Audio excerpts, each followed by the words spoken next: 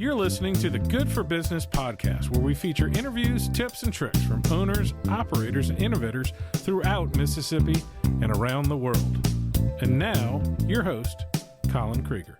Welcome to this week's episode of the Good for Business podcast, live from the Catfish Alley podcast studios. My guest today is one of my oldest friends from Columbus, Mississippi, Sonic Johnson. Welcome to the show. Thanks, sir. Glad to be here. As we always start off with, go ahead and give me your quick pedigree information. Pedigree information. God-given name Rick Johnson, known as Sonic. And I hail from Baton Rouge, Louisiana. This is the longest I've lived anywhere in my life, in Caledonia, Mississippi. Moved here in July 5th of 2000. So you're almost from here. I'm a little shy of 20 years, but as little old ladies in front of big white houses tell me all the time, you're not from here. You're not from here. And I remember meeting you because my wife's from New Orleans. Oh, yeah, I remember that. And that's where you guys came up here to camp for a weekend when a little blow came through. Yeah, right when Katrina came through. Again, 20 years ago. And yeah, I think we moved in the first week of September. And I met you during my formative years with Papa John's, and we were trying to figure out how to get onto the Air Force Base. So let's start with the origin story of little bitty Sonic, little Ricky running around the streets. Would it be in Baton Rouge, Louisiana? No, I was actually born up in northern Ohio, 26 miles east of Cleveland on Lake Erie. And we moved to Baton Rouge when I was in probably ninth grade, I think.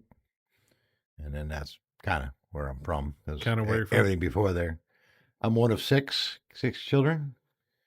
And three of us made the trip south. The other three stayed wherever. And so that's kind of where I went to school in all-boys school, Catholic school in Baton Rouge, Catholic High. And then I went on to go to the Louisiana State University. And that's where I met my wife of 43 years. And two children, two daughters. One's lives in Germantown. Matter of fact, she's the engineer for the city of Germantown, civil engineer. And my youngest daughter, Dr. Monica Johnson, teaches at Southeastern Louisiana University in Hammond, Louisiana. There you go. What was the first job you ever had as a child? Yeah, let's think about that. I mowed lawns, had a bike, carried the lawnmower behind my bike. Yeah. And my prized customers were ones that I got to use their gas, or B, I got to use their riding lawnmower. Wow, way cool. Yeah. So that's what, and then they started building a 4-lane highway right towards the end of our street. And man, I'd go there and just rake up all the Coke bottles for a nickel a piece, man. I was living large as I bought my gas. Yeah. Yeah. And then my first big boy job really was working as a short order cook at a country club back in Ohio.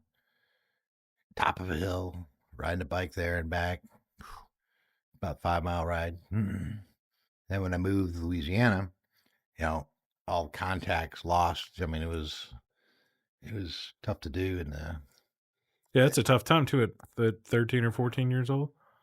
Yeah, I think. But it was.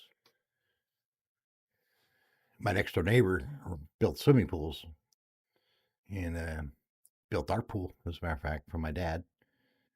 And I just remember I was bugging, hey, summer, drug back, weak mind, man, I'm ready to go. And one Saturday, his hair was on fire because it was raining and he needed something covered. And he says, Rick, let's roll. And spent the day with him. And he's like, what are you doing Monday? So that's how I started building swimming pools with him for a long time. Did most of his plumbing. I could make water run uphill, pouring concrete grades, and then I started my own, and that's how I put myself through college, building swimming pools. And I built a swimming pool for the colonel who ran the ROTC detachment at LSU. And he'd ask my guy, he says, where's Rick go? He comes here in the morning, gets you all started, disappears, comes back, before lunch and gets at it. And he goes, oh, he's in college. He goes, really? So he talked to me and he goes, hey, you ever think about going into the Air Force? At the time, I'm at the bottom of an 8-foot hole, August. In Louisiana. Slinging Louisiana gumbo mud, which weighs 150 pounds per shovelful. And I'm just thinking, this is not where I want to grow old. He goes, "Yeah, we don't fly airplanes? I got an airplane. Let's go fly this weekend." I go, "Dude, I'm in." He goes, "Hey, you got leadership. You got 30 and 40-year-old guys working for you, and they call you sir, and you're just a young 22-year-old guy, right?" I said, "Dude, pay them every Friday. Once a year, got to put a shovel upside one of their head. Other than that, that's all you want to do. And I'll ask them to do anything I wouldn't do myself." So there you go. So long story short, he goes, "Easy A for this ROTC thing," and my GPA needed that because struggling being a part-time student as an engineering student. You were an engineering student. So. Yeah. That lasted 2.5 years, and then it was pretty neat. Is that man who commissioned me on December 19th, 1981, came back here to Columbus, Mississippi, and June 24th of 2004 retired me from active duty in the Air Force after 23 years. Well, that was great. What was your, tell me about some of the duty stations or your first week in it, because like our podcast is about what's good for business, which is entrepreneurship, which you are now, but everybody takes a different path there. Now, the only thing that is absolutely been true of everyone that's been on so far is they've had to stop in the restaurant business or food service, you know. And of course, usually there's short order cook. I was there. And absolutely. And then a lot of them have the hot, sweaty job outside too. And those two things, even if it may not lead to entrepreneurship at a young age, at an older age, it leads you to, I don't want to do that, you know? So, well, and that's same, you actually use that line in leadership because everybody wants to work for a great leader. No one wanted to work for me, but my philosophy always is you get great leadership lessons from bad leaders. I mean, like you said, I'll never do that. I'll never say that. I'll never work like that. And it's the same with JOBs. You say, okay, this is what I don't want to do. That's as valuable as finding, hey, this is what I want to do. If you're lucky enough to fall on that, your first job, but you don't really do.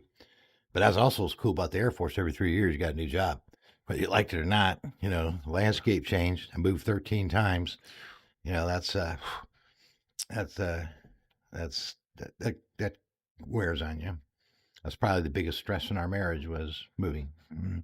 Because being from New Orleans, my wife had this great grandmother's pride, blah blah blah, and it was arrived at the next destination broken. She's like, really, dude? Yeah. Where is she from? She from New Orleans proper, as they say? Yeah, she's a Dominican girl. Okay. All girls. Dominican, by the way, it's a high school, not Dominican. Right, like a Dominican all girls. You have to clarify because once Baton Rouge is like that too. I know we played football against Catholic, and anybody from New Orleans knows generally the culture down there. Whenever I run into somebody from there, they say where you went to school. They don't care if you went to Berkeley or the Air Force Academy. They mean where you went to high school. And those Dominican girls were something else. So, indeed. And where was your first station at the Air Force? I was stationed in kind of an interesting story before we get to there is I commissioned in December, and at the time the Air Force would call you, when they were ready for you. What year was this, might I ask? 1981. Okay. And then, so I was supposed to go on active duty in June of 1982. So now you're sitting right. No one wants to hire you. You're not in your insurance health care plan anymore for your parents because you're not a full-time student. So anyway, I ended up being a bartender and assistant food and beverage manager for a hotel in downtown Baton Rouge, right around the corner from the Louisiana legislature. And my wife and I are going to get married May 21st. Change one of my orders. Now you're going to report to the Air Force on, May 19th. So luckily, just venue changes and all that. That was pretty good. And so basically, about the third change, for my wedding on May 7th, the hand-printed invitations, whatever, had this stupid little change one because of the Air Force. It's really not the 14th like it says on the invitation. So my mother-in-law really hated the Air Force for a long time, ruining her daughter's wedding. So I got married on Friday and left for the Air Force on Monday. And honeymooned in the French Quarter, took her car. See you, honey. She had 2 more weeks of LSU before she graduated, and then joined me in Enid, Oklahoma for pilot training. There you go. That's almost like a honeymoon. It just didn't matter. We were just struggling. Yeah. And they wrecked the ballet wrecked her car, parking it. And so you come out and have to deal with that. It's like, welcome to the rest of the world. Yeah. And yeah, so I stayed on at Vance Air Force Base in Oklahoma for a long tour. I became a T-38 instructor pilot after I graduated from pilot training. I did that for another 3 years. First child born in Enid, Oklahoma, and then went to and Enid is just Columbus, just not with the same level of community support, of course, but it's very down small town. We're a noisy, rambunctious enterprise, and so they don't put us in populous places. So Yeah. and just much like you take your child when you first teach them to drive, you take them to the Caledonia School parking lot or Walmart parking lot in the middle of the night where there's nothing to bump into. Same with pilot training students. We need a lot of space to stress out and let them make mistakes so not bump into anybody. After that, I got a C-130 assignment as a fighter gang, and I was pretty angry. I was like, propellers? That's for the Navy. I was not a happy man when I got that assignment. And all of a sudden, these C-130 guys were coming out of the woodwork saying, Sonic, I wasn't Sonic yet. Rick, you will do well. You will love this. And sure enough, I tell most of the young lieutenants I've interacted with was, you get to this thing that I call ADP, Airline Decision Point. And you decide whether you want to continue in a military flying career or go to an airline and do that. And it's one of the reasons why we have the safest airlines business going is because best training. You have a lot of not only the Air Force but the Navy and the Marine Corps all contribute pilots to the airline enterprise, and we can't keep them all. I mean, we can only promote so many, so it's not that big a deal. But still, lately, and so I'm flying a C-130. I've landed on a glacier. I landed on the beach. I've airdropped hay to bison in Yellowstone National Park when they were starving. And I'm like, this is pretty fun. This is pretty cool. Been on every continent but Antarctica and was halfway there and I got turned around in Malaysia. So it was pretty exciting. It was great, exciting aviation. Loved it. Had 4 different flying assignments and 4 different airplanes and flying time in 6. I love what I was doing. I just, golly, they're paying me to do this. It's fun. Yep. So after my Oklahoma one, I got my C-130. I went to Little Rock Air Force Base, Arkansas, child number 2 born there. And after deployed when that's my youngest daughter, I deployed when she was 5 days old. And came back. She had hair. So far you're 2 for 2 on any major life things happen. You leave a few days later. Yeah, run like heck. Yeah, get out of there. Now that was fun, but the thing was, our children are 16 months apart, and so carrying that second child kind of low, and they'll know all the female physiology, but it's painful when it's riding on their cervix, and so my wife was bedridden for the last 4 to 6 weeks of her pregnancy, so I didn't fly many missions. Being a pilot home is like where you're from when you go to work, and you come back a week or 2 later. Yeah, and so the Air Force is good. Just let me fly local training missions for a lot of guys, and so my oldest daughter and I was Mr. Mom. I bathed her, did all the good stuff, and when I left, and then that's what I really missed when I was gone. I didn't know the little blob that popped out 5 days ago, and I left. I just know she went into the hospital naming the child something and came out Monica. It was not the name we went into the hospital with, so. But I missed my older daughter because we were joined at the hip. And I can remember coming back. I flew back into New Orleans after my deployment. And my mom, she went home to hang with her mom and dad. And I just couldn't wait to see my Jennifer and get to the airport. And she didn't want anything to do with me. I mean, she was like, and then the breaks. I just like, you're looking for this, child running down the down the raceway, jumping in my arms, Daddy, I miss you. She's like, here you, chopped liver, dude. Wouldn't get out of my mother-in-law's How old was she then? Yeah, 16, 17 months, 18 months. Oh. Just under 2. And then what really broke your heart is when a Delta pilot walked by and she points, Daddy, Daddy. I'm like, dude. So it wasn't to the ride home from the airport to my in-laws' house that she crawled out of my wife's arms and crawled across the street and got in my lap. And gave you a little hug, but that was not the reunion I had envisioned for my welcome back. But it's good. That's part of the sacrifice that people don't realize. I've gotten to speak at the last couple pilot graduations, and that's what I talk about, is that you don't quite realize it unless you're reminded of it all the time, about how much time away from family they're spending. Like, everybody always alludes to all the military moves that people do. And then when they hear, I used to be the same way when I'd meet people and they're like 42 years old and they're like, I'm retired. And I'm like, well, golly gee, isn't that great? And then you start to hear and learn and know better the amount of sacrifices they've made in their life to somewhat retire, not really retire, but somewhat retire. Well, that is a lot of it. And I spent a total of 37 years in the Air Force, between 23 years of active duty and 14 and some high change as the public affairs civilian. I was the first officer to get hired in civil service. Because prior to the legislation change in 2003, that as a commissioned officer, you can only receive one source of federal income. So when I draw Social Security, my Air Force retirement goes down by how much I pull Social Security. Yeah. So if I'd go work for the FAA or for the Department of the Air Force, or you fill in the blank, my retirement goes down what they pay me.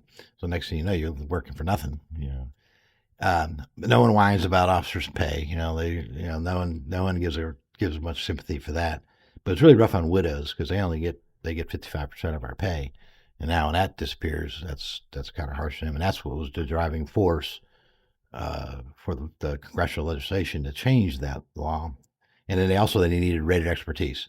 So if they need a lot of pilot rated, there's a lot of people, air traffic controllers, aircraft maintainers, and if they're officers, they have to go to a contractor. So there's a middleman between you and the Air Force. So they would pay and that's how we preserve pay. But it wasn't. The Air Force, the government's paying a lot more money than it really needed to. So that's why they fixed it. So anyways, so my 37 years was quite a career. But for my first year, I cooked breakfast for my wife every morning that she wanted it, to say thank you to her, because especially being a pilot too, because there's a bazillion other people in the Air Force who do a bazillion other really cool, hard, unrecognized things. Pilots are always out front, and our wives are the ones back keeping the washing machine running, the flat tire that you can't fix for them, and because everything goes wrong as soon as you leave the continent of the United States of America, things go wrong. So that was my way of saying thanks to her for being a great wingman and mom for my kids. There you go. Where does Sonic come from?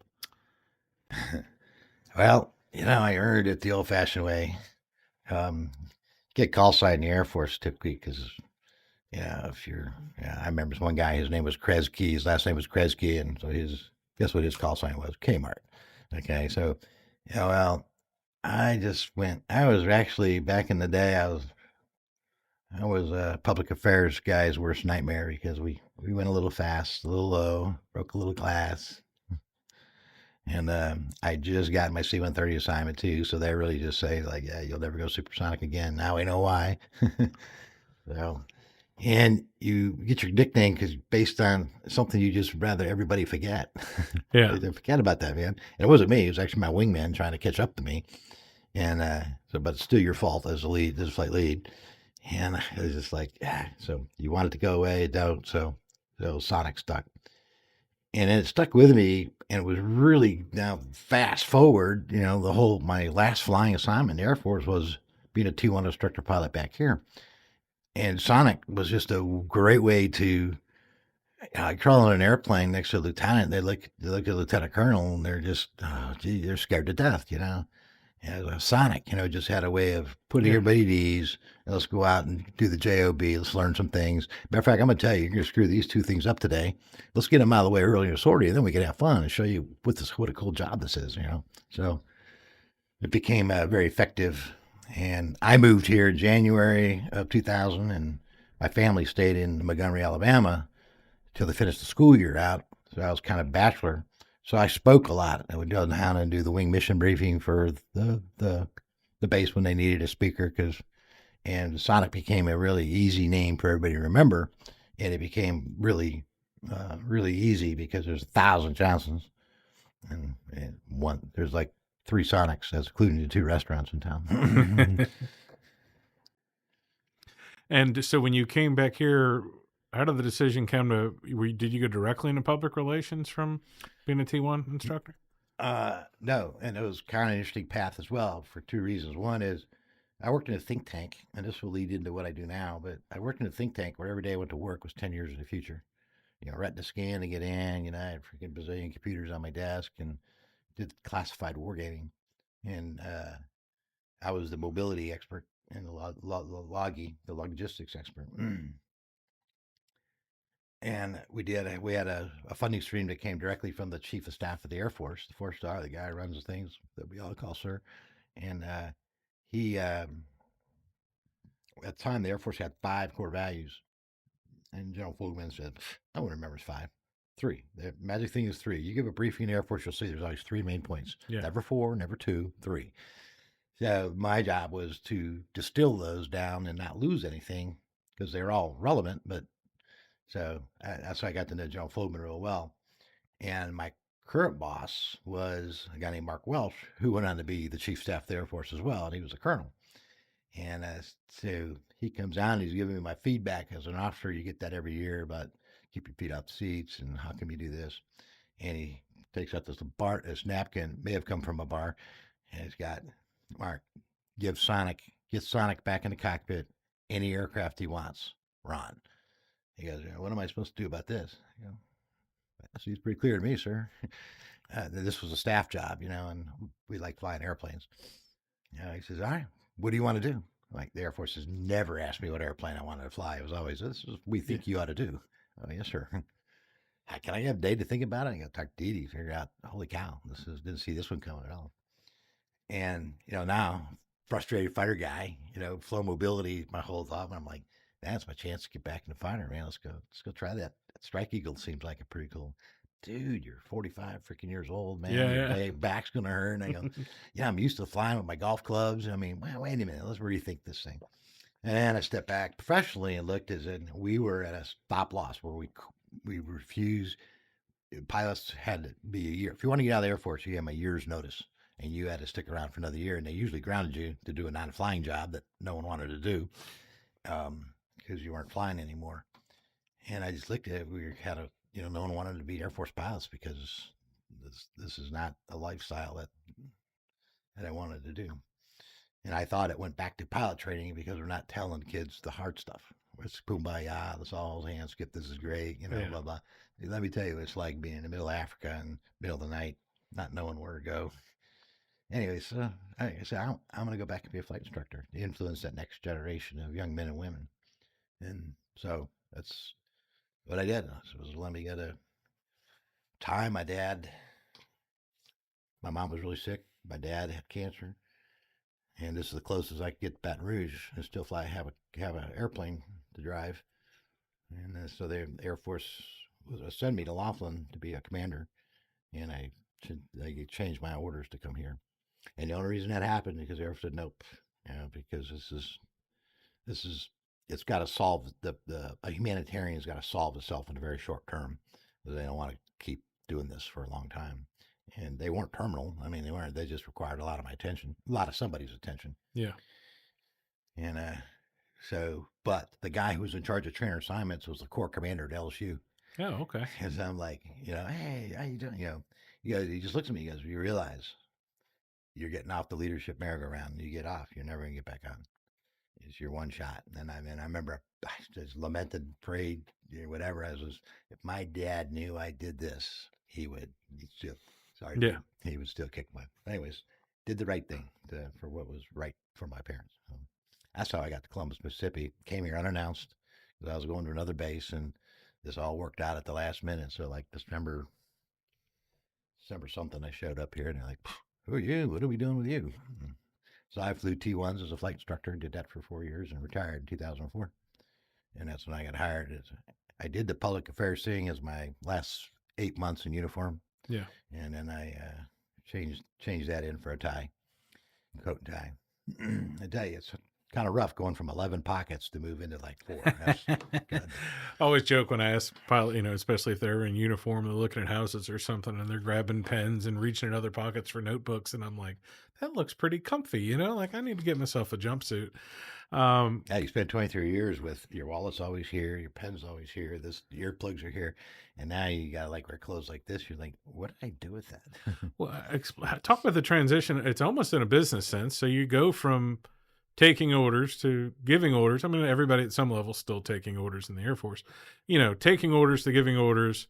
And then you get into public relations, which, the Air Force isn't necessarily marketing, but there is part of it. But then you're speaking for other people. And correct me if I'm wrong, there's probably a giant rule book of things you're not allowed to say, not allowed to divulge. And of course, that when my formative years, when I met you in late 2005, the base was still kind of on lockdown from 2001. It's still on relative lockdown for at least what I heard before. Was it a big challenge going from being in charge to being in charge of speaking, I guess? Oh no, I was seamless actually because I did a lot of it before when I came here as a bachelor, if you will, and and that's what was sort of successful. And a name like Sonic, it's not it's hard to forget. And then I ran air shows here. I mean that's what I did for a living. My last year in the Air Force, I consulted and coordinated and helped with 17 different air shows. So I had a lot of that figured out, how to do it. It's not too hard.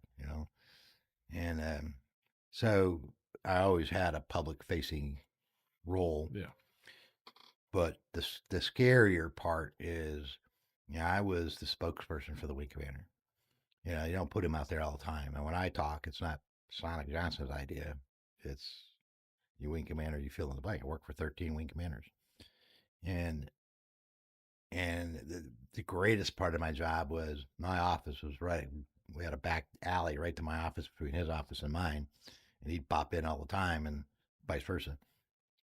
But I had a 50-yard line seat of the biggest leadership laboratory that you could ever see. There's always, like right now, the wing commander, Colonel Black, and the deputy commander is Jesper Stubendorf, the deputy commander. And an Air Force tenet is called the continuity of command. When Colonel Black leaves, the wing doesn't stop. We've got to make decisions.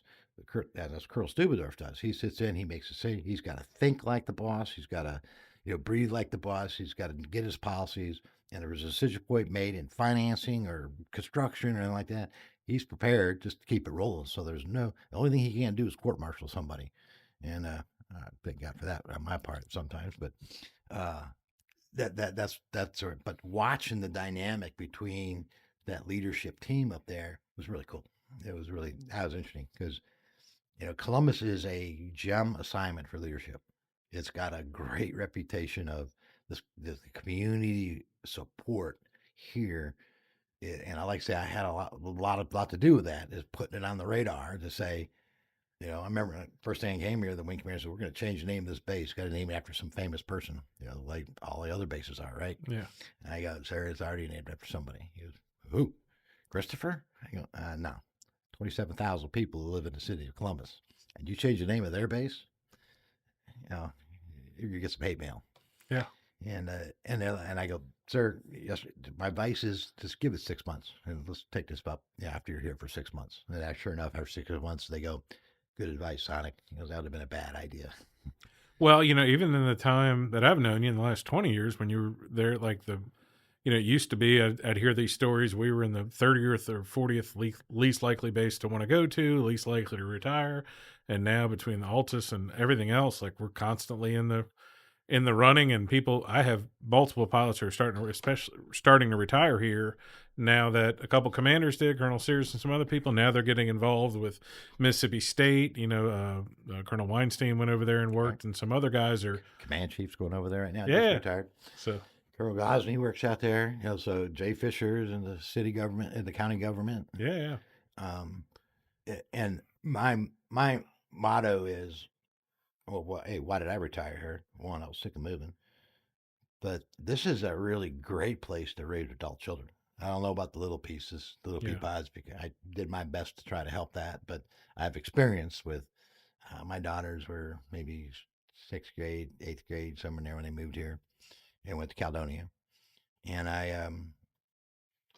uh, it's, the senior leaders all come here. They have older children. Our base is young. Oh yeah. I mean, like there's like 70% of the people there are on their first assignment in the Air Force. And if they have children, they're still nursing. And so the senior leaders have them, and they're worried about college and young adult stuff. So I did a lot with them and getting them. This is what I know to get the scar tissue I have, or get sending my two daughters off to college. And mine's leaving next week, so the oldest is. So good luck. It's happening. Yeah, I was just talking to Josh, who owns the studio here, and he's got 3 little girls. And I said, just from somebody who traveled a lot when my kids were young, and you just mentioned the same thing, and I can hear it in your voice, like you just want to get every minute you can with them when you have them later on. I can remember when I was leaving Maxwell, Montgomery, Alabama to come here. I had to go learn how to fly the T1. So I was gone, and my daughters were playing soccer at the time. And my oldest daughter, she's a dainty little thing. She'd run down the soccer field, very prim and proper. She was a dancer, she ballet and all that. I go off, and one weekend I got to fly home into T1 as part of the training, and we went to Maxwell with the instructor I was with, and she was playing indoor soccer. Never heard of such a thing. So I go there and I watch this indoor soccer game, and this is 3 months of not seeing my girl play soccer. And it's like hockey because they can bounce the ball off the rail. Okay, so it's pretty cool. But she's got this girl up against the wall, duking it out with her feet, whatever. And I go, no dainty hands. I'm like, giddy up, man. If you haven't watched girls' high school soccer and college soccer, it is rough. The young ladies over at the W here, some ladies up on the field. My daughters, the older they got, I was like, these are some tough. There's some vengeful stuff, Yeah, I was actually a professional soccer coach. I was the assistant coach for Caledonia girls soccer team. That's how I will spend hours for your kid. Yeah. And my kids get what's left over. So now this was one of my strategies to spend time, tangentially with my children. Yeah. Dude, what'd you do that for? Every time we get home or whatever. But I kept eye on their nutrition is what I was really worried about. But, she was scouted by Auburn to go play soccer for them. And, I don't know, it was New Hope, Caledonia New Hope soccer game. She got slide tackle and tore her ACL, and that soccer career's over with. So she ended up being the valedictorian, so it kind of worked out okay. Yeah, you finished that all right there. Well, how do you transition from that? We're going to go into the plugging part of the show. Talk about the transition from being a PR guy to your current entrepreneurship journey, as they say. Okay. Going back to that think tank I worked in, General Fogelman would come down and he would give us these hard things to solve. For instance, they're probably working on the Gaza thing and the Ukraine thing. We had now all the different ways of doing it, and he just came down and he goes, "The medics ain't really involved in this North Korea fight thing, And he goes, trying to figure out something I can do, get a war game that the medical corps can participate in." Like, okay. So I realized that every year, and now then, sir, 44 still years, I still get a flu shot. Why don't we get a flu shot? I start peeling all that back, and it's a pretty cool weapon. There are nations that have flu weapons, and while it doesn't kill you, it takes you out. And if I get sick, come out of the battlefield, someone's got to replace me. There's 3 people taking care of me, so it's like a 4-to-1. And you're not really a bad country because I didn't kill me. It just made me sick, right? So I started studying virology and infectious diseases, and so that's what I did. I did a flu war game. It scared me.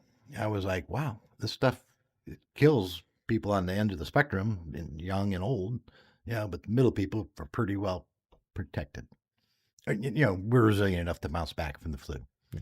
And anyway, so long story short, 2006, in Columbus, Mississippi, Columbus had not only they first had the equine pandemic, and then we had a flu pandemic, and we didn't have enough instructor pilots or student pilots healthy enough to fill our flying schedule. At either the or second busiest training base in the country, depending on the year, right? That's correct. Depending on how you count. That's right. And so I look back and I go, I remember this. And just so happens I got a demonstration in Baton Rouge. I went home to go to Mecca to go see a football game or something, and guy gave me a presentation on what the Velara with the active air purification does. And I'm like, this is I need it for my house. Protect your nest, if you will. And then I have my car protect your transportation, corridor to work, and then try to influence the workplace. So that's how I got into the air purification business, indoor air purification business. What I do was because of that. And the second one is that my wife, bless her heart, she loves dogs, and she rescues dogs, and I'm allergic to dogs. And as a pilot, you can't take allergy medicine, Yeah. So I was like, honey, this is a problem. I come home and there'd be 8 dogs in my house. I'm like, who are you? Right? And the air purification takes all that dander out and all that kind of stuff. So that's how we got to peacefully coexist for the last 25 years. Now that's how I got into the air purification business. There you go. Yeah. And so now I know you've come and spoke at my office before. So talk about some product. I think you're going to pull one up here because Catfish Alley Studios has one. They don't have any catfish, but they've got an air purification. They got them in. He's got them in every room in the studio. As a matter of fact, this is and you can tell the difference in the air quality in here. I've actually mentioned it before, and he got excited when I mentioned your name that Josh did when you were coming on the show today. So talk a little bit about the mechanics behind it, because you said, I see something around your neck and then you got stuff for your house. Yeah, this is I don't have to wear a face diaper anymore. This is my mask that I wear over your face. But essentially it's an active system. It's not a filter. It has 3 technologies in the roof, but the biggest thing, it goes out and gets pathogens. It seeks them out. And then it tases them. It basically, the charged hydrogen peroxide or hydroxyl ions come out of that thing. It's a catalytic process. It's made out of the humidity in the air.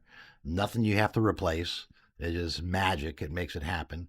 And we all know what hydrogen peroxide does on your finger to bad things. Well, now you have this gas running around that it finds a pathogen. And the pathogens are viruses, bacteria, molds, and mildew. And we make it all go away actively. So it's doesn't have to pass through the machine. It goes out and finds it. Yeah, my mentor, Rebecca Goodell, introduced us in another life for that. And she was using that. She obviously loved some puppy dogs before she moved away. She did. And she had some, I need to give her a call. I liked me some Rebecca Goodell. I liked her little theme song, Rebecca Goodell. Well, let's say hi, Rebecca. Hi, Rebecca Goodell. And real truth of the stars.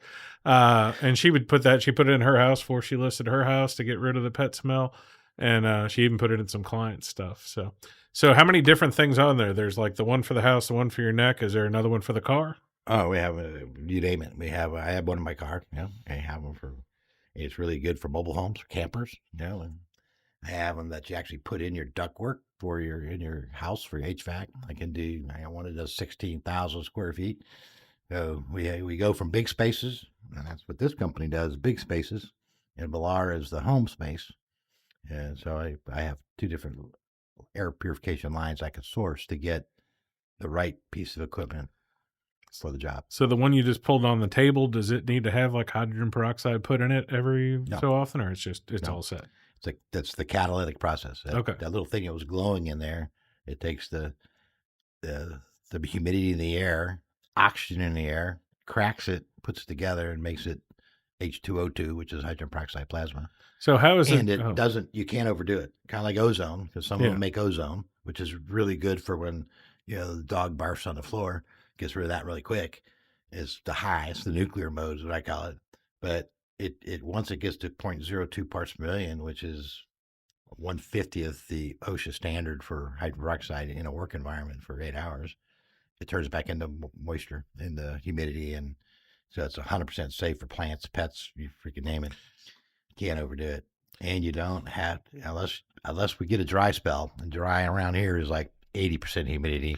That's what I try. It works down to 10% humidity. You had your formative years in Baton Rouge, and I tell people, I was like, it's hot here, and it gets really, really hot here, but not the same way as it did in the swamp in New Orleans and Baton Rouge. Like, we have a few weeks like that, but you can't go to New Orleans right now. Like, today it's relatively pleasant in Lowndes County. The high is 88, and New Orleans is 99 and 99. Like, it's just, I don't know how I survived my younger Well, I years. convinced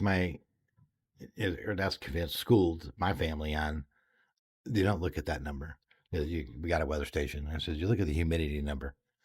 And now they have it feels like numbers. Yeah. See, in the Air Force, we've had that feels like thing for a long time.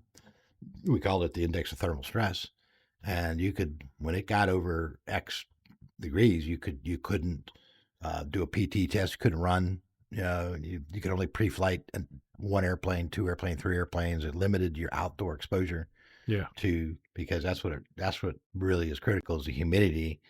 And when you're a pilot, you can't wear, really cool wicking type stuff. Anything that touches your skin has got to be made out of man-made material because you get in a fire, Yeah. it burns. This will melt into your skin, and 13 surgeries later, they'll be still pulling it out of my skin. So that's why they have that rule. But it's so neat to wear more comfortable technology stuff. How's the journey been into entrepreneurship? How long have you been doing this? It's been at least 8-9 years that I know of. Well, yeah, I've been over. It's been almost 15, and it's been a lot of fun because the Air Force gave me all kinds of customer service skills, whether it was flying an airplane and one of the leadership things I tell the guys is that if the Air Force teaches you something at work, take it home. Yeah. Like, all right, so you wear your seatbelt on the base, and as soon as you go out the gate, you take your seatbelt off. Well, that's pretty stupid. No one really does that, right? So why would you do that with, you fill in the blank, hydration, whatever. And we have these things come out every month on safety and things do something. And this one guy picked up his push lawnmower, and used it to trim his hedges, right? And when he turned it on the side, he kind of forgot his fingers would stick out, and the blade caught him, and he cut his fingertips off. We're like, would the Air Force allow you to do that? Nah. Well, why'd you do it at home? So the customer service stuff. So I really want to do it. And I had my first job. Again, I put myself through college into the swimming pools. When I moved to Montgomery, that was my first staff job. So one thing about being a pilot is like weekends and 3-day holidays, it's just noted with no interest because you're flying or you're not flying, which all really mattered. And I had all this time off. And then again, my kids started playing soccer at that age, and I was on the sideline, and people were complaining about their pools in Montgomery, and I was like, oh, I could fix that, next thing you know. So my dad took over the pool business in Baton Rouge when I went into the Air Force. I was kind of backwards, but it worked.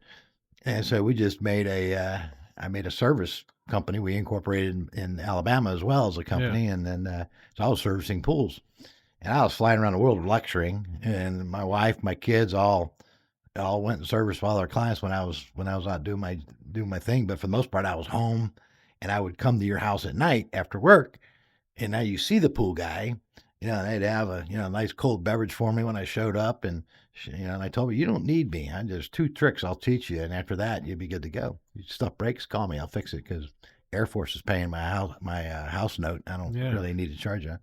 So that was my first endeavor into business and entrepreneurship. That's where I found out I was a terrible bookkeeper. My dad, I'd have to do the books, and he would just sign this due tomorrow. I said, yeah, I'll get it to you tomorrow. He goes, no, you get it to me tonight. I can't find 3 cents. He goes, all right, call me at midnight. Dad, it's 3 cents. Here, I'll pull out my pocket, give it to you. Nah, he said, this got to be perfect, So that was my biggest thing. Is like, I'm really good at the business side of it, but the bookkeeping side of it, it's no fun. No, that was it. So now I have a lot of fun. It's really cool is that when you leave something as actualizing as being an airman in today's Air Force, or yesterday's Air Force, is doing something that's relevant. And, helping people. I help people. If you're doing a cancer chemotherapy and your immune system is compromised, you should have our equipment in your house. Yeah. Just to protect yourself as you get through that journey.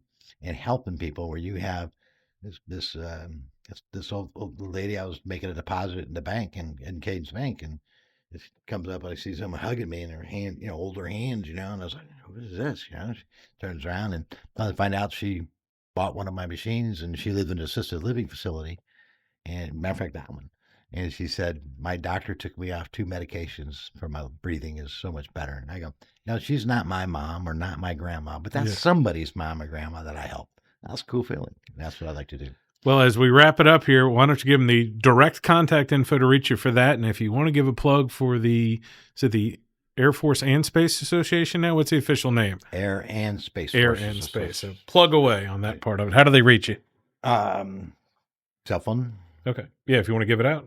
Yep, 662-251-7067. You can reach me for I'm the president of the local chapter of the Air and Space Forces Association, with a professional organization of the Air Force. Not for pilots, not for navigators, but for every airman that goes through. And that helps keep, we're allowed to speak what the Air Force wants. What people when I was in uniform, I couldn't. Yeah. And that helps. And then the air purification is the same things. Same phone number, sonic.johnson, number 77 at gmail.com. Well, good deal. It's been a fun having you in here. Like I said, Sonic was one of the first people I met when I came to Columbus with Papa John's trying to get in the Air Force Base, and he's been a driving force between me getting involved more and more every year with the base, and I can't thank him enough. Thanks for coming here today. Thank you. All right. Honor, brother.